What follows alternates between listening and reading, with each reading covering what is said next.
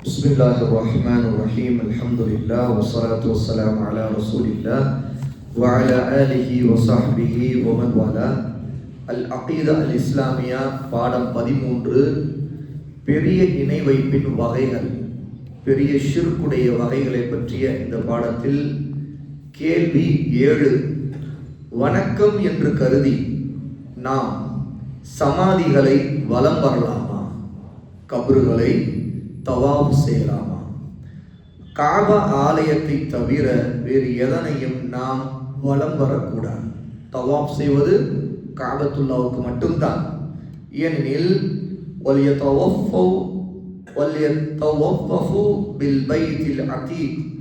கண்ணியம் பொருந்திய பழமை வாய்ந்த இறையில்லத்தையும் தவாப் செய்யுங்கள் என்று அல்லாஹ் தஆலா சூரத்துல் ஹஜ் 22வது சூராவுடைய 29வது ஆயத்திலே சொல்கிறார். அல்லாஹ்வுடைய நபி ஸல்லல்லாஹு அலைஹி வஸல்லம் சொல்கிறார்கள், மன் தாஃப பில் பைத்தி வ ஸல்ல ரகஅத்தைனி கான கஇத்கி ரகபா. எவர் ஒருவர் காபா ஆலயத்தை 7 முறை வலம் வந்து தவாப் செய்து 2 ரக்காத்துகளும் தொழுகின்றாரோ அவர் ஒரு அடிமையை விடுதலை செய்தவரை போன்றவர் ஆவார். ஆக அப்துல்லா இப்னு உமர் ரலியல்லாஹு அன்ஹு அறிவிக்கக்கூடிய இந்த ஹதீஸ் இப்னு மாஜாவில் 2956வது செய்தியாக சஹீஹாக இடம்பெறும். ஆக தவாப் செய்வது, வலம் வருவது என்பது அல்லாஹ்வுடைய முதல் மஸ்ஜிதான இந்த பூமியிலே கட்டப்பட்ட காபாவிற்கு மட்டும்தானே தவிர வேறு எந்த ஒன்றையும் இப்படி வலம் வருதல் கூடாது. அது இணை வைப்பிலும் ஷிர்கிலும் கொண்டு போய் சேர்க்கும். ஆக கபறுகளை வலம் வருவது என்பது மார்க்கத்தில் ஜாயிஸ் அல்ல என்று இந்த பதிலிலிருந்து தெரிந்து கொள்கிறோம். 8வது, சூனியம் செய்வதை பற்றி இஸ்லாமுடைய தீர்ப்பு என்ன? சூனியம் செய்தல் இறை மறுப்பான செயல், குஃபுர். ஏனென்றால் வலாகின் ஷயாதீன கஃபரு வ யுஅல்லிமூன அன்-நாஸ அஸ்-சிஹ். அல்லாஹ் தஆலா சொல்கிறான், ஷைத்தான்கள் தான் உண்மையாகவே அல்லாஹ்வை நிராகரித்தார்கள், குஃப்ர் செய்தார்கள். ஏனென்றால் அவர்கள் மனிதர்களுக்கு சூனியத்தை கற்றுக் கொடுத்து வந்தார்கள். ஆக ஷைத்தானுடைய காரியங்களில் உள்ளதுதான் சிஹ்ர் செய்வது. ஆக சிஹ்ருக்காக செய்யக்கூடிய எல்லா காரியங்களும் ஷைத்தானுடைய காரியங்களாக இருக்கும், குஃப்ரான காரியங்களாக இருக்கும், ஷிர்கான காரியங்களாக இருக்கும். ஆகவே அப்படிப்பட்ட காரியத்தை ஒருவர் செய்யும் போது அவர் குஃப்ர் செய்யக்கூடிய ஒருவர் காபிராக ஆவதற்கான காரணமாக அது ஆகிவிடும். சூரத்துல் பக்ராவுடைய 2வது சூராவின் 102வது ஆயத்திலே அல்லாஹ் தஆலா சொல்கிறார். நபி ஸல்லல்லாஹு அலைஹி வஸல்லம் சொல்கிறார்கள், இஜ்தனிபுஸ் ஸபஅல் மூபிகாத். உங்களை அழித்து விடக்கூடிய, பேரழிவு கொண்டு வரக்கூடிய 7 பெரும் பாவங்களை விட்டு நீங்கள் விலகி இருங்கள் என்று சொன்னார்கள். கீல யா ரசூலல்லாஹ் வமா ஹுன்ன. அல்லாஹ்வின் தூதரே, அந்த 7 பெரும் பாவங்கள் என்னென்ன என்று நபித்தோழர்கள் கேட்டார்கள். கால, அல்லாஹ்வுடைய நபி சொன்னார்கள், அஷ்ஷிர்கு பில்லாஹி வஸ்ஸிஹ். அல்லாஹ்வுக்கு இணை கற்பிப்பதும் சூனியம் செய்வதும் சிஹ்ர் வைப்பதும் தான் என்று சொன்னார்கள். அபூ ஹுரைரா ரலியல்லாஹு அன்ஹு அறிவிக்கக்கூடிய இந்த ஹதீஸ் சஹீஹ் முஸ்லிம்ல 89வது ஹதீஸாக இடம்பெறுது, புகாரிலும் இடம்பெறுது. ஆக இந்த ஹதீஸிலிருந்து தெரிய வருது, அல்லாஹ்வுக்கு இணை வைக்கக்கூடிய ஷிர்க்குக்கு அடுத்து மிகப்பெரிய 7 பெரும்பாவங்களில் 2வது பெரும்பாவமாக ரசூலுல்லாஹி ஸல்லல்லாஹு அலைஹி வஸல்லம் சிஹ்ரை, சூனியம் செய்வினை, பில்லி சூனியம் செய்வதை குறிப்பிடுகிறார்கள். ஆக இது அல்லாஹ்விடம் மிகப்பெரிய குஃப்ரான காரியமாக இருக்கிறது. ஆசிரியர் சொல்லுகிறார்கள், சூனியம் செய்பவன் இணை வைப்பவனாக, இறை மறுப்பாளனாக, குழப்பம் விளைவிப்பவனாக ஆகிவிடுகிறான். ஆகவே அவரிடம் ஒரு குறிப்பிட்ட நபரை அழிக்கும் நோக்கத்தில் அல்லது மாயாஜாலம் செய்யும் நோக்கத்தில் அல்லது மார்க்கத்தில் குழப்பத்தை விளைவிக்கும் எண்ணத்தில் செய்வினை செய்யுமாறு கேட்டு வருவார்கள். அவன் இலகுவான முறையில் குழப்பத்தை ஏற்படுத்தி ஷைத்தான்களை கொண்டு உதவி தேடி குற்றங்களை மூடி மறைத்து கணவன் மனைவிக்கு இடையில் பிரிவினையை ஏற்படுத்தி உயிருக்கு விளைவிக்கக்கூடிய காரியங்களை செய்து அறிவை இழக்கக்கூடிய காரியங்களை செய்து இப்படி பலவிதமாக அவன் சூனியத்தை செய்வான். பலவிதமான காரியங்கள் மூலமாக அவன் ஜின் என ஷைத்தான்களிடம் உதவி தேடுவான். அவனுக்கு மார்க்க ரீதியில் தண்டனை நிறைவேற்றுவது என்பது இஸ்லாமிய ஆட்சியாளர் அவனை கொலை செய்ய வேண்டும். இதுதான் சூனியம் செய்யக்கூடியவனுக்கான ஷரியத்துடைய தண்டனை. அவன் கொல்லப்பட வேண்டும், அவனுக்கு மரண தண்டனை கொடுக்கப்பட வேண்டும், அவனுடைய தலை வெட்டப்பட வேண்டும். ஆக இந்த அளவுக்கு கடுமையாக சிஹருங்கிற சூனியம் செய்வதை பற்றி மார்க்கம் எச்சரிக்கை செய்திருக்கிறது. 9வது கேள்வி, தமக்கு மறைவானவற்றை பற்றி தெரியும் என்று சொல்லக்கூடிய ஜோதிடர்களையும் குறிகாரர்களையும் நாம் நம்பலாமா? அந்த 2 பேரையும் அறவே நம்பக்கூடாது. ஏனென்றால் அல்லாஹ் தஆலா குர்ஆனிலே 27வது சூராவுடைய 65வது ஆயத்திலே சொல்கிறான், குல் லா யஅலமு மன் ஃபிஸ் ஸமாவாதி வல் அர்தில் கைப இல்லல்லாஹ். நபியே, நீங்கள் சொல்லுங்கள், வானங்களிலோ பூமியிலோ மறைந்திருக்கக்கூடிய அனைத்தையும் அல்லாஹ்வை தவிர வேறு எவருமே அறிய மாட்டார்கள். சூரா அன்-நம்ல். இன்னும் ரசூல் ஸல்லல்லாஹு அலைஹி வஸல்லம் சொல்லுகிறார்கள், அபூ ஹுரைரா ரலியல்லாஹு அன்ஹு அறிவிக்கக்கூடிய இந்த ஹதீஸ் முஸ்னத் அஹ்மதிலே 9536வது ஹதீஸாக இடம்பெறுது. மன் அத்தா காஹினன் அவ் அர்ராஃபன் ஃபஸத்தகஹு பிமா யகூல் ஃபகத் கஃபர பிமா உன்ஸில அலா முஹம்மதின் ஸல்லல்லாஹு அலைஹி வஸல்லம். ஒருவன் குறி சொல்பவனிடமோ அல்லது ஜோசியக்காரனிடமோ போய் அவர்கள் சொல்லக்கூடியவற்றை நம்பிவிட்டால் அவன் நிச்சயமாக முஹம்மதாகிய எனக்கு இறக்கப்பட்ட இந்த மார்க்கத்தை நிராகரித்தவனாக ஆகிவிடுவான், எனக்கு இறக்கப்பட்ட வேதத்தை நிராகரித்தவனாக ஆகிவிடுவான் என்று ரசூல் ஸல்லல்லாஹு அலைஹி வஸல்லம் எச்சரிக்கை செய்திருக்கிறார்கள். ஆக இது ஒரு தெளிவான ஆதாரம். குறிகாரன், ராசிபலன் சொல்லக்கூடியவன், ஜோசியக்காரன் அல்லது இது போல மறைவான விஷயங்கள் தனக்கு தெரியும் என்று சொல்லி எதிர்காலத்தை பற்றி அறிவிக்கக்கூடியவன், இப்படிப்பட்ட எவனிடமும் அவன் சொல்லக்கூடியதை நாம் நம்பக்கூடாது. அப்படி நம்பினால் அது தெளிவான குஃபுர், அல்லாஹ்வை நிராகரிக்கக்கூடிய, நபியை நிராகரிக்கக்கூடிய, வேதத்தை குர்ஆனை நிராகரிக்கக்கூடிய அளவிற்கு ஒரு குஃப்ரான காரியம் என்று நாம் தெரிந்து கொள்கிறோம். 10வது கேள்வி, மறைவானவற்றை வேறு யாராவது அறிய முடியுமா? சரி, ஜோசியக்காரன், குறிகாரன் இப்படி இருக்கிறார்கள், வேறு யாராவது அறிய முடியுமா?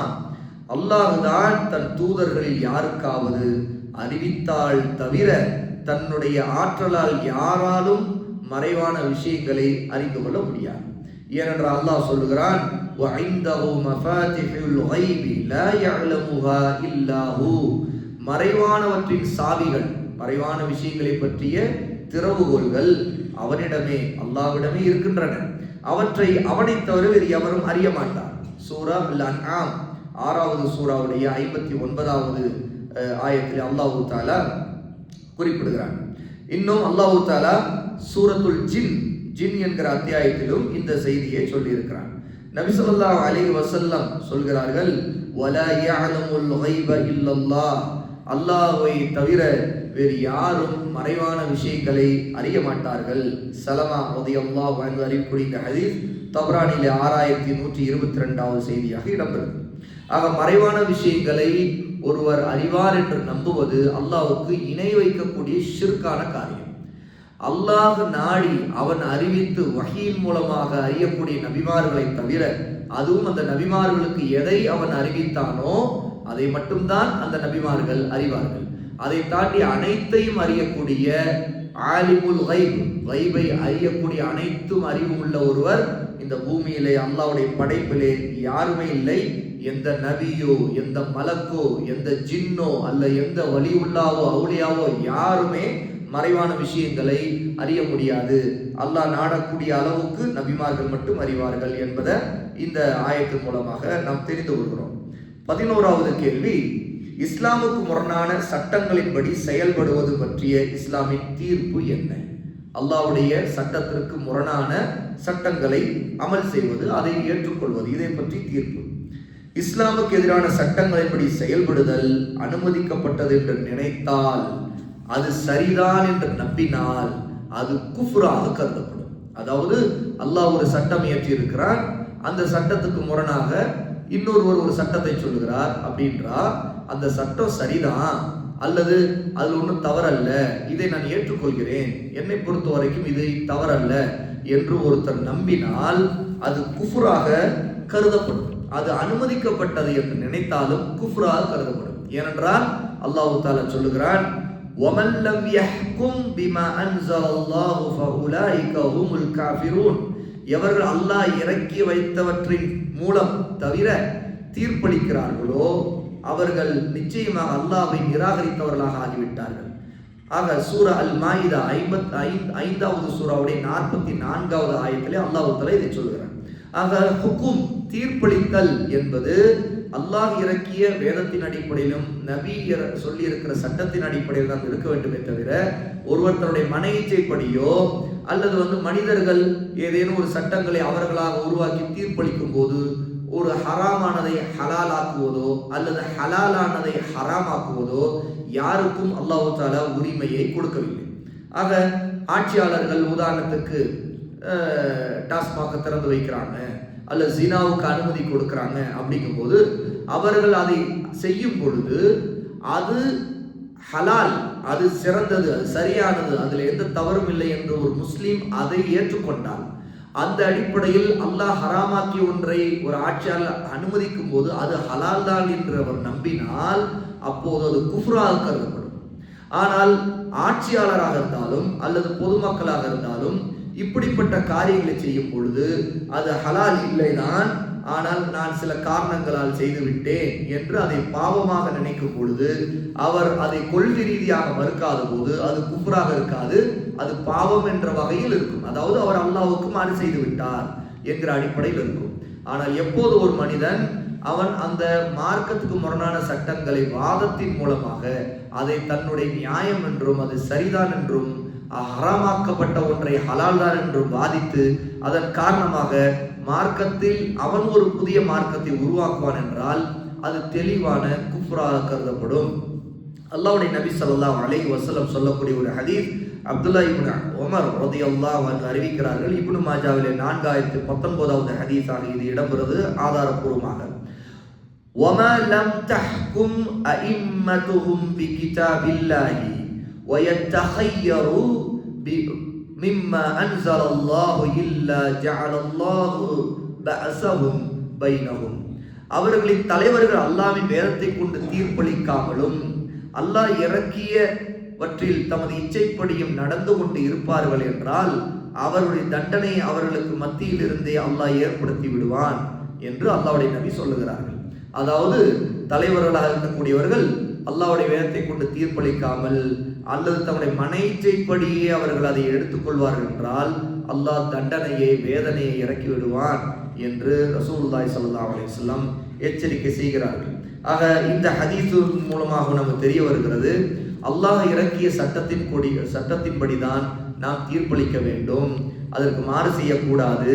அப்படி தீர்ப்பளிக்கக்கூடிய விஷயத்தில் ஒருவர் அவர் வேண்டுமென்றே அவர் மன இச்சைப்படி அவர் அந்த சட்டத்திற்கு எதிராக தீர்ப்பளிப்பதை கொள்கையாக கொண்டு அவர் அப்படி ஒரு தீர்ப்பை அளித்தால் அதிலே தான் தீர்ப்பளிக்கக்கூடியதை நியாயப்படுத்தினால் அந்த விஷயத்தில் அவர் அல்லாஹ்வுக்கு மாறு செய்வது மட்டுமல்ல, அவர் குஃப்ரான காரியத்தை செய்தவராக, அல்லாஹ் ஹலாலாக்கியதை ஹராமாக்கி ஹராமாக்கியதை ஹலாலாக்கி தன்னுடைய மன இச்சைப்படி அவர் சட்டத்தை இயற்றக்கூடிய அதிகாரத்தை தான் கையில் எடுத்துக்கொண்டவராக ஆகி அவர் குஃப்ரில் விழுந்தவராக மார்க்கம் அவரை கருதுகிறது. ஆக இந்த அடிப்படைகள் எல்லாம் ஒருவர் இஸ்லாமிய சட்டங்களின் கொண்டுதான் தீர்ப்பளிக்க வேண்டும் என்பதையும் இன்னும் அகீதாவுடைய பல முக்கியமான விஷயங்களை இதிலிருந்து நாம் தெரிந்து கொள்கிறோம். இன்ஷா அல்லாஹ் இதனுடைய தொடர்ச்சியை அல்லாஹ் நாடி நாம் நாளை பார்ப்போம். அல்லாஹ் தஆலா எதை நாம் கற்றுக்கொண்டோமோ அதிலிருந்து பயனடையக்கூடியவர்களாக நம்மை ஆக்குவானாக. வ ஆகிரு தஅவானா அல்ஹம்துலில்லாஹி ரப்பில் ஆலமீன்.